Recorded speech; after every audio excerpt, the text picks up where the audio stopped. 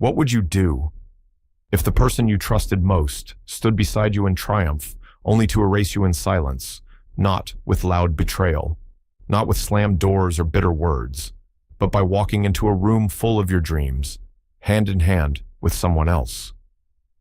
Camille Rayner had built her life with quiet strength behind the scenes, behind the success, behind a man the world called brilliant. She gave him her loyalty, her brilliance, her heart, and just when she thought they were building a legacy together, she discovered she was being written out of it. What happens when you realize your silence has been mistaken for weakness, when love becomes strategy, and betrayal wears a tuxedo?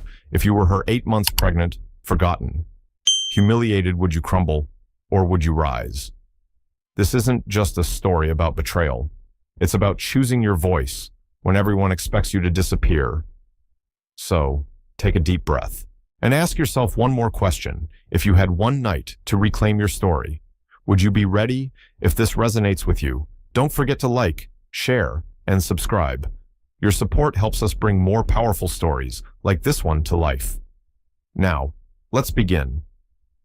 The Whitmore Hotel in Manhattan had always held a certain hush about it, a kind of old money dignity that didn't need to prove itself with logos or neon lights. On this particular Friday night, the grand ballroom glowed like the inside of a snow globe, dusted with golden light from the chandeliers and murmurs of wealth in designer suits and dresses that cost more than a schoolteacher's yearly salary. It was the annual Stratus Ventures Gala, a celebration not just of profits and partnerships, but of power, the kind of event where the wine is older than the interns and every handshake has a subtext.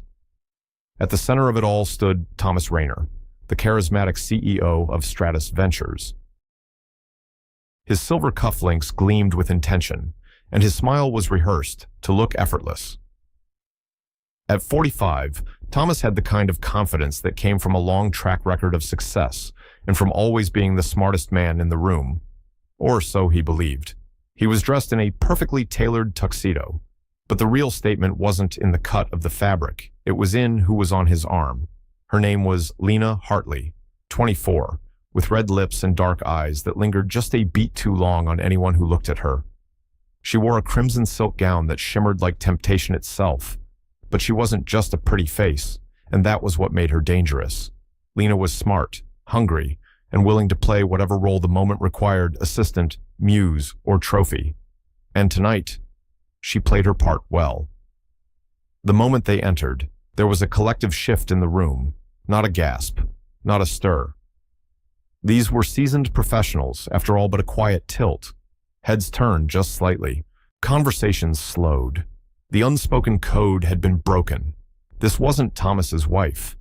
Everyone knew Camille Rayner, of course, the poised, brilliant woman with a background in behavioral economics. She was known for her grace and her glowing pregnancy 8 months along, last anyone had heard. A woman quietly resting, far from the glitz of the night. And yet, here Thomas was with Lena. He didn't care, or maybe he wanted them to know. He leaned in toward Lena with a low chuckle, guiding her through the crowd like a man guiding his legacy. They were magnetic. She whispered something in his ear, and he laughed louder than necessary. A few executives exchanged glances. One woman tightened her grip on her wine glass. The room was beginning to feel too warm. At the bar, Mason Drew, the CFO of Stratus Ventures, stood with a glass of bourbon, eyes narrowed. He had seen the numbers. He had seen the shifts in expense reports, the quiet funneling of funds into an R&D project with no name and no results. And now, this. He didn't say a word. Not yet. Elsewhere in the room, Elliot Vaughn, chairman of the board, stood still as stone. Tall, silver-haired, with a face carved by decades in the highest rooms of power. He watched Thomas like a hawk circling from above, saying nothing. But his silence was not the same as indifference. As Thomas mingled and toasted, Lena stayed close, always just a touch behind him. At one point, she bent to whisper, "Do they know who I am?" Thomas grinned. They will by the end of the night. He loved the attention. He drank it like champagne quickly and with the assumption that there'd always be more. But what he didn't notice, what he never noticed, was what wasn't said. The smiles that didn't quite reach eyes. The way some men pulled their wives a little closer. the stiff nods, the cautious laughter. Because somewhere, beneath all the gloss and glamour, everyone was waiting for something, or someone, and Thomas, for all his charm, had forgotten the most dangerous truth of all. The quietest person in the room is often the one writing the ending. The Rayner residence sat quietly on the Upper East Side, tucked behind a row of manicured hedges and a wrought iron gate. It was the kind of house people passed and wondered about, grand without being loud, elegant without being indulgent. Inside, light poured through high windows, casting long shadows across a room that felt both warm and cold at once. Camille Rayner sat in the nursery. It wasn't finished yet. The soft cream walls had been painted months ago, and the crib had arrived 2 weeks early. There were tiny clothes, folded neatly in drawers, untouched. A rocking chair near the window creaked softly when she moved, not from motion, but from memory. She ran her hand along the edge of the crib, her fingers pausing on a carved star in the corner. Thomas had picked it out in a catalog, said it reminded him of a dream he once had about their future. That was before the silence, before the space between them grew into a canyon. Her belly shifted gently under the knit sweater she wore. 8 months, almost to the day. She was alone tonight, not because she wanted to be, but because she had not been invited. The Stratus Gala was the event she used to help plan, used to attend with pride. She had been the quiet force behind Thomas's rise, the strategist who refined his boldness into brilliance. But not anymore. Now she was resting. That was the word he'd used. You need rest, Camille. This pregnancy has been tough on you. It hadn't been, not really. What had been tough was the way he stopped looking at her like she was part of the world they built together. Tough was the way he made decisions without asking. Tough was the quiet click of the door when he left for the gala and didn't say goodbye. She had known about Lena Hartley for weeks, maybe longer. Not from confrontation or betrayal, Camille was far too perceptive for that. She saw the shift, in his schedule, in his scent, in the way his phone stayed face down. But she hadn't exploded. She hadn't cried. Instead, she'd taken long walks around the block, read old letters he wrote when they were still dreaming, talked to their unborn child in the quiet of the night. And most of all, she had listened. Listened to her instincts, to the way her heart beat, not with panic, but with clarity. It was strange, what silence could teach you. It could feel like abandonment, or it could feel like a pause before something important. Tonight. Camille sat in that silence like a woman waiting not for someone to rescue her, but for the moment she knew was coming. She opened the small drawer in the corner of the nursery and took out a file folder. Inside were photographs, printouts, email records. Nothing dramatic, no scandalous texts, no compromising pictures, just patterns, dates, transfers, signatures. She hadn't needed a private investigator. She was one, in a way. Her field, behavioral economics, was all about decisions, motivation, risk. She could see through smiles, map out patterns of fear disguised as ambition. And Thomas's patterns were clear now. He wasn't just straying, he was running. From age, from responsibility, from the company they'd built together, from the life that was about to change forever. But he was running toward a cliff. She had tried to warn him once, weeks ago, asked him quietly if everything was all right. He laughed, said she worried too much, told her not to let hormones cloud her logic. That was when she knew he was gone, not physically, not yet, but emotionally, ethically, completely. And still, she hadn't crumbled. Camille had never been the type to fall apart, even when her parents passed within months of each other. Even when her first business failed and they had to live in a one-bedroom apartment above a bakery in Brooklyn, she had always rebuilt, always turned grief into architecture. This would be no different. Her hand moved to her belly again, instinctively. The baby kicked gently. A soft hello. She smiled, a quiet expression, barely there but real. This child didn't know yet what kind of world it was about to enter. But Camille did, and she would make sure it was a world worth arriving in. A soft knock came at the door. She stood slowly, crossed the hallway to open it. It was Elliot Vaughn. His presence was calm, like the hum of a deep cello note. No words yet, just eyes that had seen enough to know when a storm was coming. He looked at her, really looked. "You ready?" he asked. Camille nodded. "Everything's in place." She handed him the folder. Everything. Elliot held the folder, heavy with more than paper. "You sure you want to do this tonight?" he asked. Voice low, careful. Camille's gaze moved past him, out the window where the city lights shimmered like promises. She wasn't angry. She wasn't afraid. "I'm not doing it for revenge," she said. "I'm doing it so I can sleep again. So this child can have a father. It doesn't have to unlearn." Elliot nodded once, and then they left. Together. Toward the gala. Toward the reckoning. The gala had reached that perfect hum, a blend of vintage jazz and the clink of champagne flutes, of practiced laughter and exchanged glances. This was the hour where deals were sealed, not with signatures, but with smiles. Thomas Rayner moved through the ballroom like a conductor directing an invisible orchestra. He was magnetic, firm handshakes, confident nods, a voice just loud enough to command attention without seeming to ask for it. But the room truly shifted when Lena Hartley returned. She had stepped away briefly, just long enough for the anticipation to grow, and when she re-entered, it was with the kind of timing that couldn't be taught. The doors at the side of the ballroom opened with a soft hiss, and Lena walked in like she'd rehearsed it 100 times. The room didn't gasp. This wasn't a soap opera, but something happened. A stillness, a blink, a moment of awareness, as if the temperature had risen by a few degrees. She wore a deep red gown, the fabric clinging to her like intention. It wasn't just the color, it was the way she moved. Poised, not naive. The room had seen beautiful women before, but this was something curated. As she crossed the floor toward Thomas, time seemed to slow. Heads turned, eyes followed, conversations faltered. She met Thomas in the center of the room. He took her hand, as if it were a natural thing to do. "Perfect timing," he murmured. "I figured," she said with a smile that was both shy and certain. Thomas took 2 glasses of champagne from a passing tray, handed one to her, and raised his glass slightly. Not to the crowd, not yet. Just to her. To new beginnings.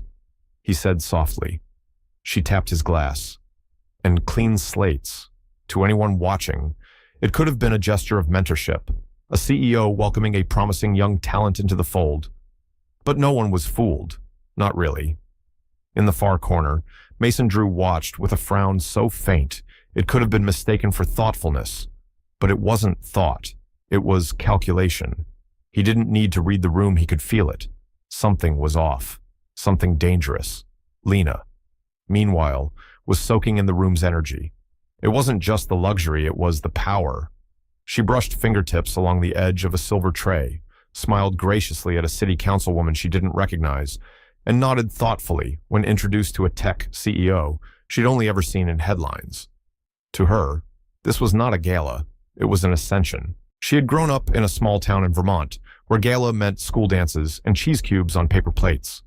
But Lena had always known she was meant for more. She used to practice speaking in a mirror, imagining what she'd say to men in suits.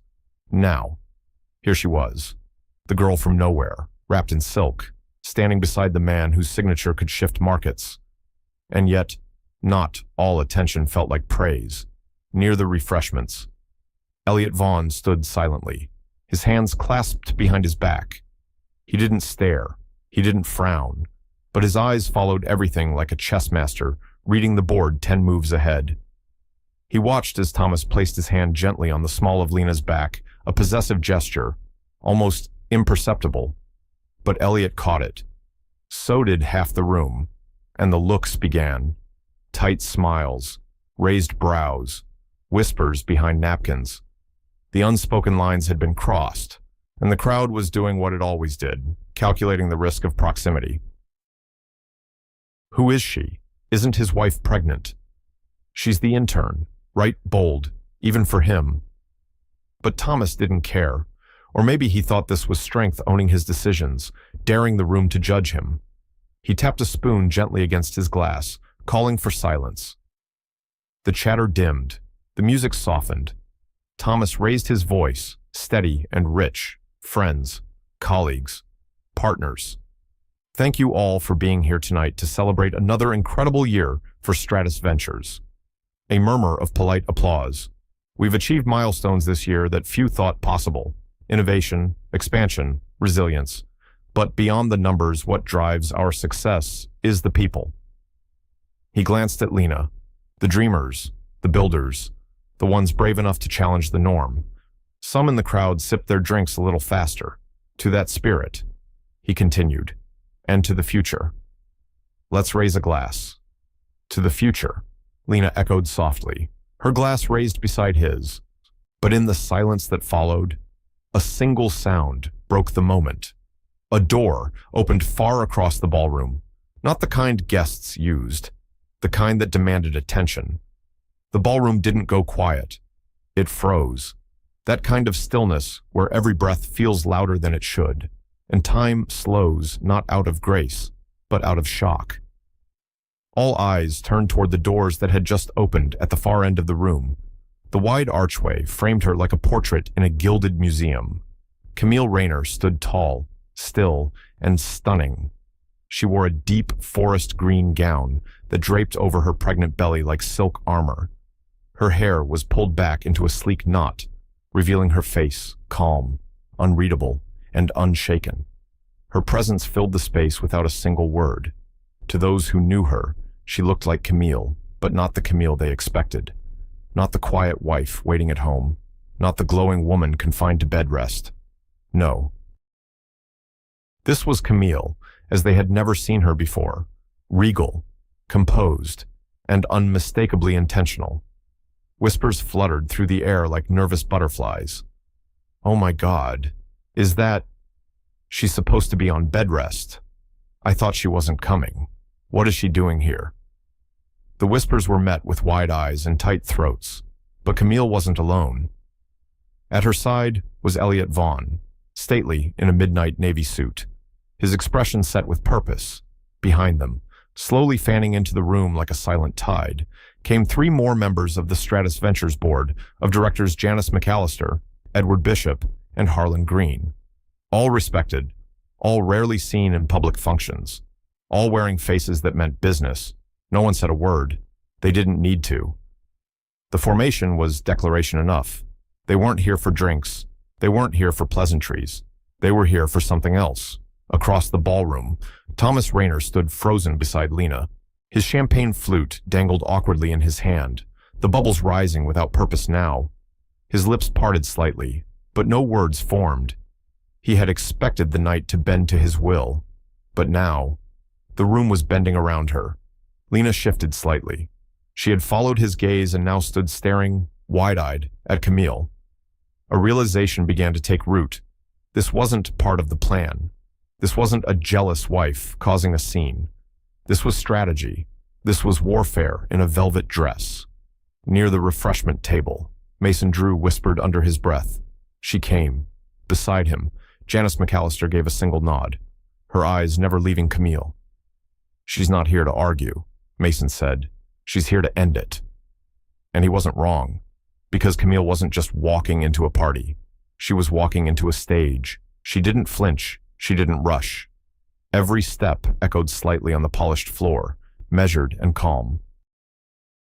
Her eyes scanned the room, not in anger, not in grief, but with the quiet command of someone who had prepared for this. Guests parted as she walked past. Some offered awkward smiles, others looked away, caught in the gravity of her presence. No one knew what to say. This wasn't the kind of scandal you whispered about over dessert. This was the kind that unfolded live with all its devastating beauty. By the bar, a couple stood in tight conversation. She's 8 months pregnant, the man whispered. She's glowing, the woman replied, eyes locked on Camille, but not like a mother-to-be, like a queen. Back at center stage, Thomas attempted a smile thin, hollow. Camille, he called out, voice a touch too loud. This is a surprise. Camille stopped. She didn't speak, not yet. The silence that followed wasn't awkward, it was orchestral. She held it like a conductor before the final crescendo. And in that stillness, people began to see. really see. They saw the flush on Thomas's face. They saw the way Lena's red gown no longer shimmered. It screamed. It didn't look glamorous anymore. It looked cheap, too loud, too young. They saw the board flanking Camille like a fortress. And suddenly, the room remembered something Thomas had made them forget. Camille wasn't decoration. She was foundation. The woman who had helped write the first investor pitch, who'd sat in late-night meetings when Stratus was still an idea on napkins, who knew the names of assistants, not just executives. This wasn't a woman who'd been left behind. This was a woman who had stepped aside and now returned with purpose. From the back of the room, a senior legal associate leaned toward his colleague and whispered, "This is bad. Not yet." The other murmured, "But it's about to be." Camille looked at Thomas for the first time since stepping into the room. Her eyes didn't flare with betrayal. They glimmered with truth. And then, for just a moment, her gaze drifted to Lena, not with cruelty, not with jealousy, but with clarity, as if to say, "You don't even know what game you're in." The murmurs returned, but quieter this time, different, less like gossip and more like awe. Some guests turned to one another in disbelief. Some instinctively checked their phones, but no one dared move for the exit, because this wasn't just drama, this was consequence. Camille didn't need an invitation. The room might have belonged to Thomas by design, but at this moment, it bent around her. She walked forward not fast, not slow, just certain. The board members followed a half-step behind her like shadows cast by power. Thomas set down his champagne glass with a faint clink, his throat tightening as he adjusted his collar. His voice, usually so steady, cracked just slightly. "Camille," he said, trying again, "you really shouldn't be on your feet." His words floated in the air, thin and meaningless. Camille didn't respond right away. She took her place just before the low platform where he stood, her presence now commanding the height without needing it. The crowd instinctively created a ring around them. Space, breathless and thick. "I'm exactly where I need to be," she said softly, her voice clear and even. The calm in her tone wasn't weakness, it was control. Thomas's jaw worked, his eyes darting quickly to Lena, then to Elliot Vaughn, then back to Camille. He tried a smile. "You're making a scene." "No," Camille said, still serene. "You did that when you walked in here with her." Lena shifted uncomfortably, her red gown suddenly feeling 2 sizes too tight. She tried to step back, but Thomas caught her hand without thinking. Camille noticed, but didn't flinch. She simply tilted her head slightly, the way she used to when solving a complex equation in her mind.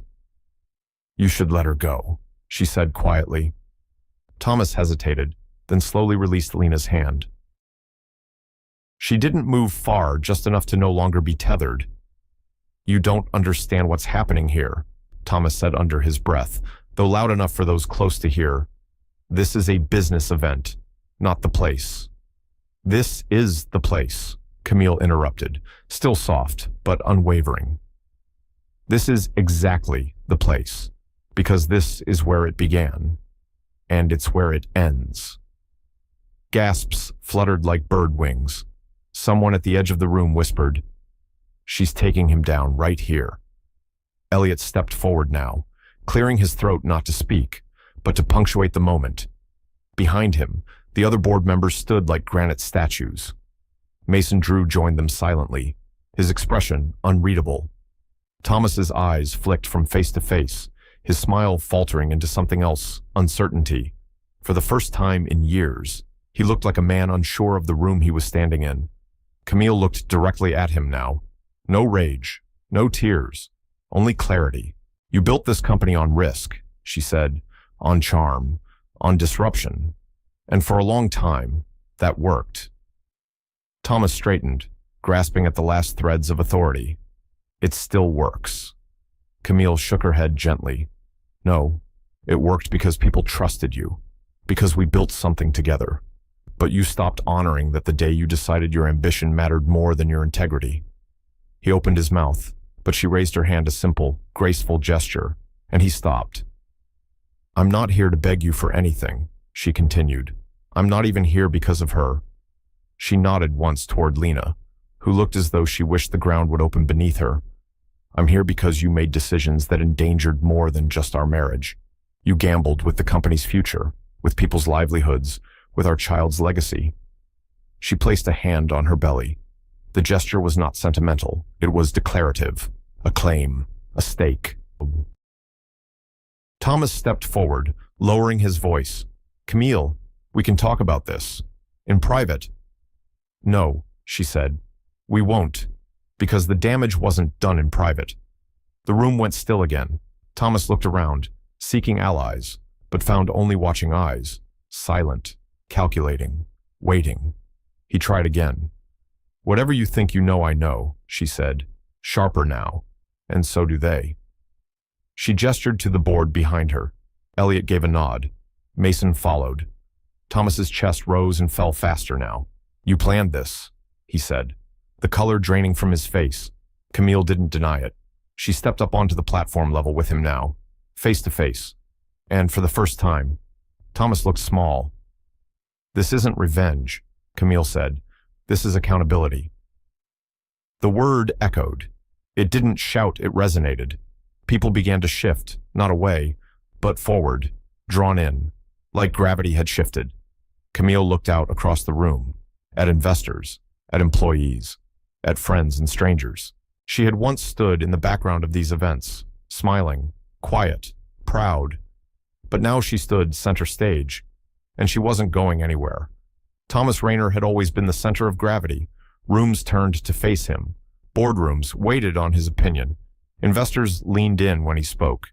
He moved through life like someone who had already won, simply deciding each day which version of victory he'd display, but not tonight. Tonight. He stood on a platform meant for celebration, and instead, it felt like a stage built for judgment. Camille hadn't raised her voice. She hadn't wept or raged. And yet, everything about her presence had cracked the illusion he so carefully constructed. And now he felt it, the slow, suffocating collapse. The hush in the room was no longer reverent. It was chilling. Executives looked away. Friends found their drinks suddenly fascinating. Even the chandelier above seemed too bright, spotlighting a man beginning to come undone. Beside him, Lena Hartley remained still, her hands at her sides, fingers curled ever so slightly. The red dress she had chosen so carefully now clung like a scarlet mistake. She didn't meet Camille's eyes. She didn't look at Thomas either. She was beginning to understand. She had thought this night would be her debut, the unveiling of a new role in a new life. Instead, she was collateral, a symbol of the recklessness Camille had just dismantled with a voice as soft as a lullaby. Camille turned slightly, addressing the room now, not just her husband. When you build something together, when you sacrifice sleep, dreams, and years, it isn't just a business, she said, her voice calm, measured. It becomes part of who you are. She paused, letting the silence breathe. But when one of you forgets that, when one of you decides the rules don't apply anymore, the cost is more than financial. She looked back to Thomas. It's personal. It's legacy. It's trust. Thomas's lips moved, but the words didn't come. He had prepared speeches before, statements, press releases, damage control protocols. But he had never prepared for this, not for her. He glanced at the board. Elliot Vaughn, unreadable but firm. Janice McAllister, arms crossed. Harlan Green, expression neutral, but tight-lipped. And then there was Mason Drew, who looked not angry, but disappointed, almost like a brother watching someone he once admired fall. The weight of their gaze hit harder than any headline ever could. Camille continued, now stepping fully onto the platform, standing shoulder to shoulder with her husband, not as his partner, but as his counterpoint. I stayed quiet for a long time, she said.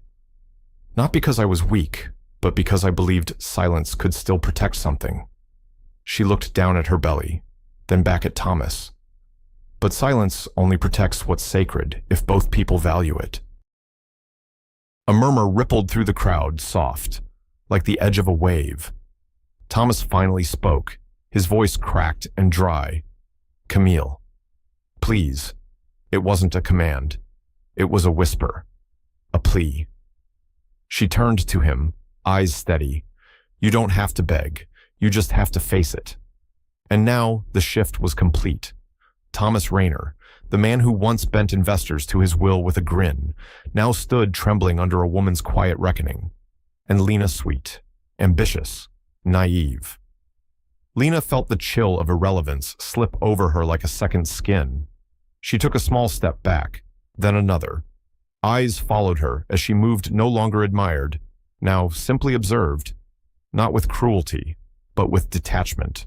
She had become a footnote before her story even began. Camille watched her go with no malice, just truth. She turned back to the crowd.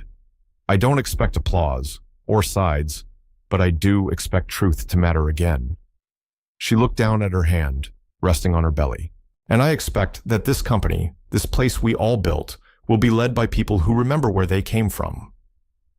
Elliot stepped forward now, his voice like a low drumbeat. Effective immediately, he said, turning to the board. We're entering executive session. All non-essential personnel. Please exit the ballroom. The finality in his tone was unmistakable. Guests moved slowly at first, then with growing urgency, heels on marble, murmurs, glasses set down, like a theater emptying after the final act, except no one clapped. Camille stayed where she was. She hadn't won, but she had arrived. Not as a wife clinging to a crumbling marriage, not as a woman seeking revenge, but as someone who finally stood fully in her own name. The room had been cleared, save for those who mattered most now. Camille remained on the platform. She didn't pace. She didn't posture. She simply stood as if her stillness alone was enough to anchor the space. Across from her, Thomas Rayner sat on a stool someone had placed near the bar, his elbows resting on his knees, his fingers pressed to his temples like they could stop time. They couldn't. Around them stood Elliot Vaughn, Mason Drew, Janice McAllister, Harlan Green, and Edward Bishop, the full board of Stratus Ventures. No longer party guests. Now witnesses, prosecutors, judges, and Camille. She wasn't here for vengeance. She was here for clarity. Thomas, she began, her voice low and firm. This isn't just about betrayal. It's about what you thought you could get away with. He didn't respond, not with words, only the slow, desperate shift of his shoulders. Camille stepped forward, a file in her hands, thin, clean, lethal. I've spent the last 6 weeks gathering this, she said, not out of spite, but out of necessity. You've been siphoning funds from operational budgets into shell accounts tied to a project codenamed Atria. Thomas finally lifted his head. His face was pale, jaw tight. I was investing in a side innovation stream, he said, his voice hoarse. R&D. Camille nodded once. An innovation stream with zero oversight, no board review, no trial phase documentation, just transfers, signed by you alone, to companies that don't exist except on paper. She handed the folder to Elliot. He opened it wordlessly. There are 5 shell entities, Camille continued, all registered under alternate holding companies with addresses traced back to a P.O. box in Delaware. The kicker. She paused, locking eyes with Thomas.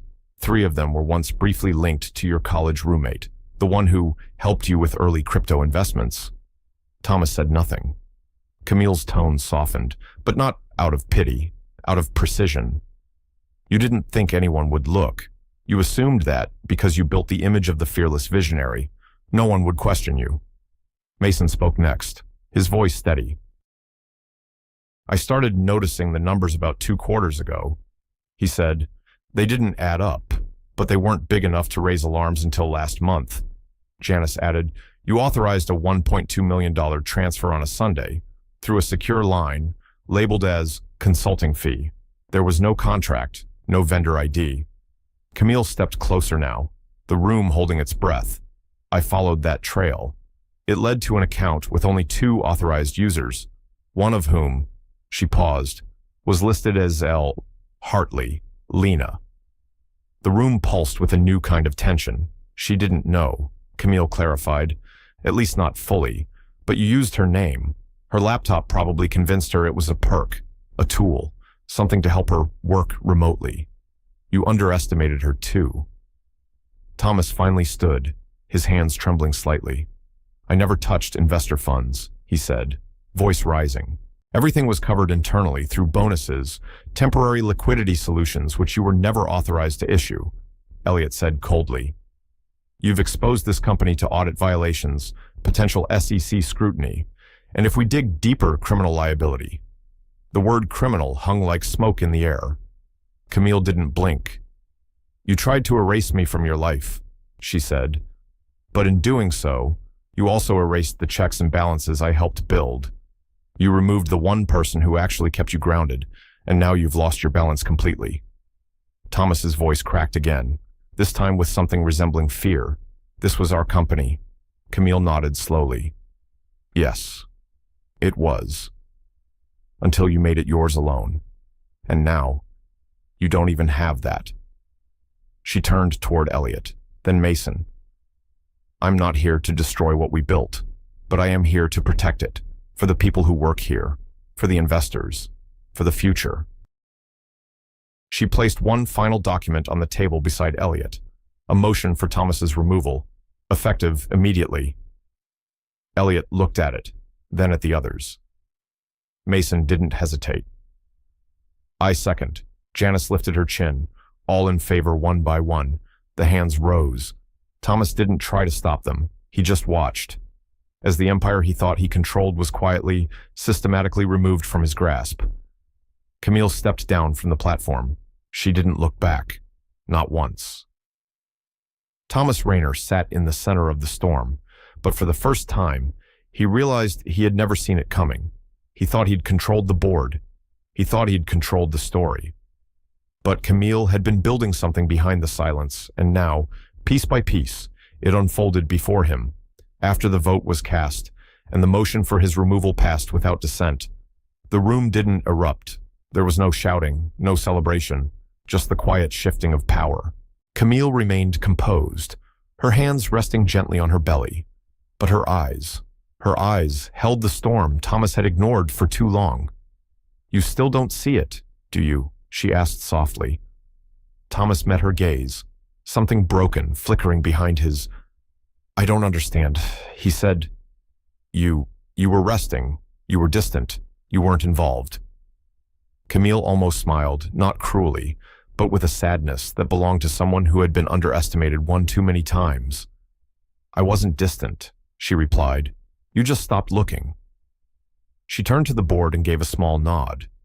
Elliot stepped forward, holding a new file, this one marked Confidential Internal Risk Assessment. Camille brought concerns to me 6 weeks ago, he said calmly. At first, I thought they were personal, understandable, given the circumstances. But then I saw the numbers. Thomas blinked. You worked with her. Elliot didn't blink. She's the co-founder's wife. She has a 12% holding stake through her family's trust, and more importantly, she's the only one who's been asking the right questions. Thomas turned sharply toward Mason Drew, betrayal clear in his voice. You too. Mason sighed.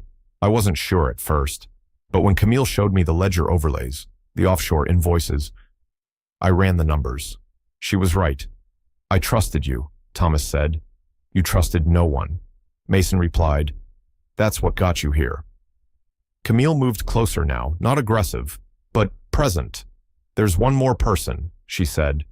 Someone who doesn't speak much in these rooms, but someone who's been watching you longer than anyone else.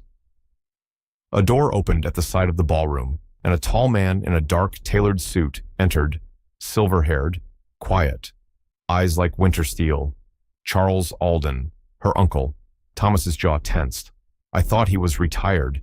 He is, Camille said, from public finance, not from protecting his family. Charles stepped forward and placed a hand gently on Camille's shoulder. The gesture said everything. We had dinner. You and I, Thomas said weakly, remembering the brief meeting at a holiday gathering years ago. You told me you believed in me. I believed in the us you and Camille once were, Charles said. Then I watched what you became. Thomas turned to Camille, struggling. All of this. It was coordinated. She nodded. Yes. Quietly.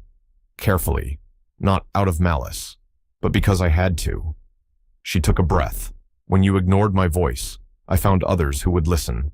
When you pushed me aside, I stepped back not to disappear, but to prepare. She looked toward Lena now, who remained near the wall, her expression unreadable. I didn't do this to punish you, Camille said to Thomas. I did this so our child won't grow up in a house where lies are considered leadership. She turned to the board once more. And I did it so this company doesn't fall because one man thought he was the only one that mattered.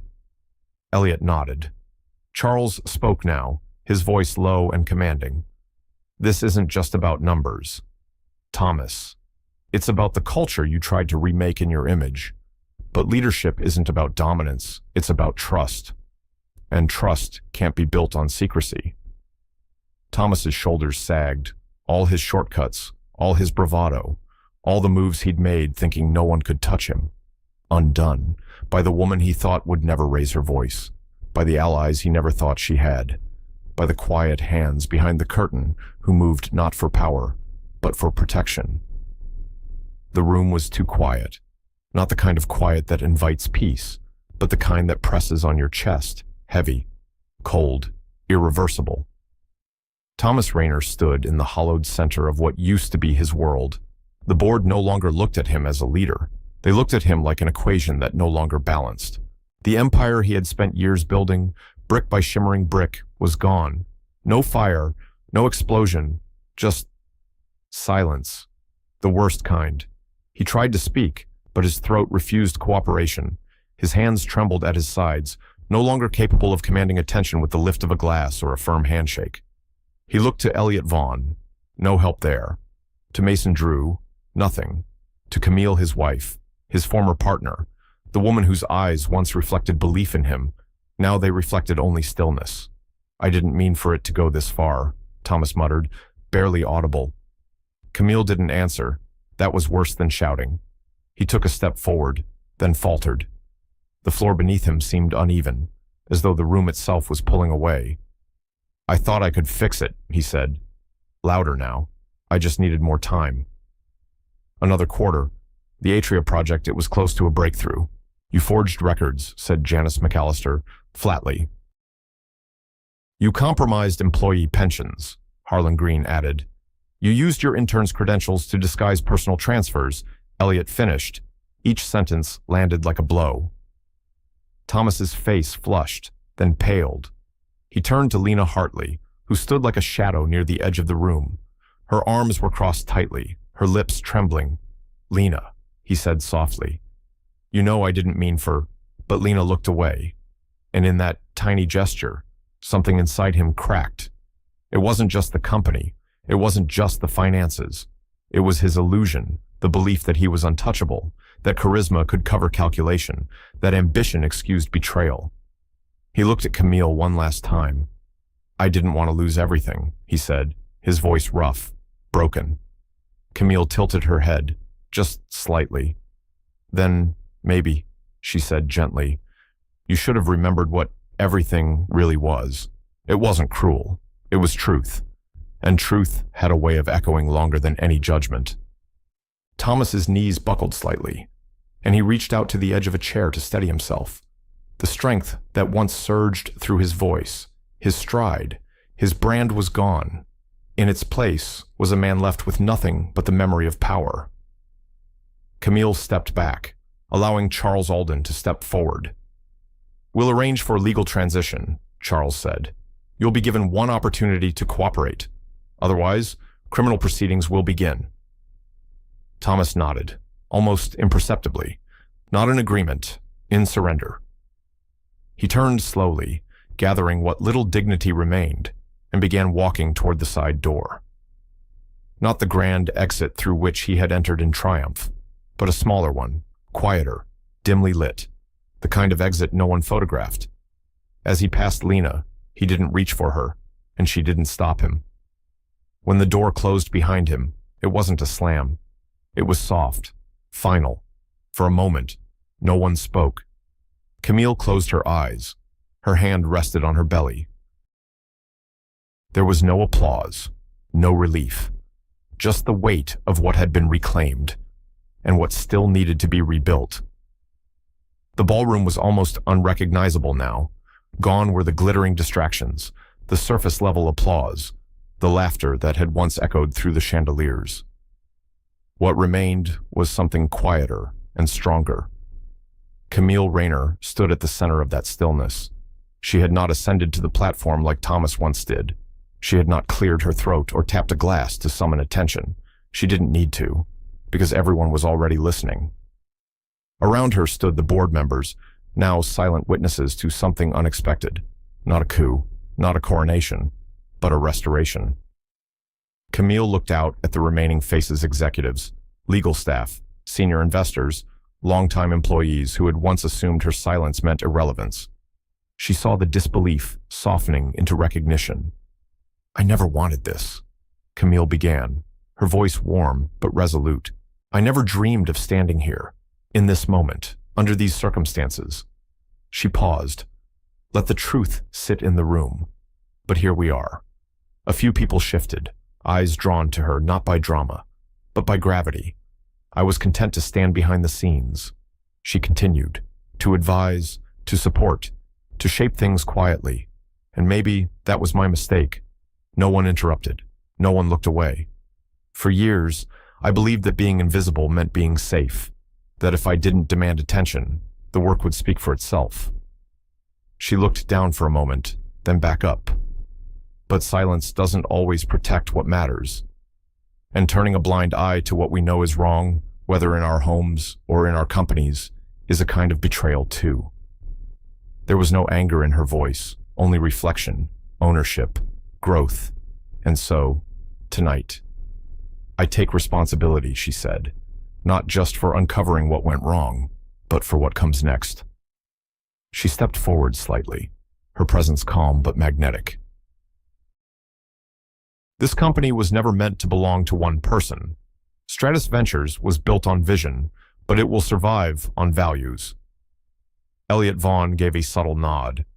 Camille continued, "Leadership is not about domination. It's about stewardship, listening, adapting, and choosing integrity, even when it's inconvenient." She glanced at Mason Drew, who met her gaze with a look of quiet respect. "From this day forward, Stratus will lead with transparency, with accountability, with a renewed focus on people, not just profit."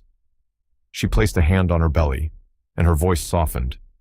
"Because the future we build isn't just for quarterly reports, it's for our children, for the world they'll inherit."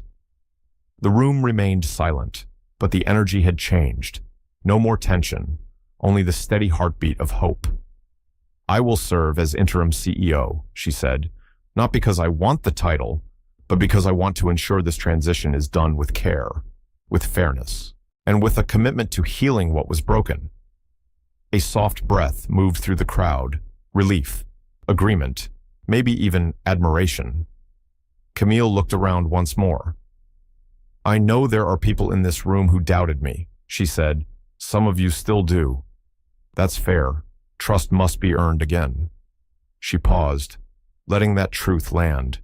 "But I'm not asking you to follow me out of loyalty. I'm asking you to follow the vision we all once believed in." She stepped back. "And if that's not enough, then follow the numbers, follow the impact, follow the proof we can do better."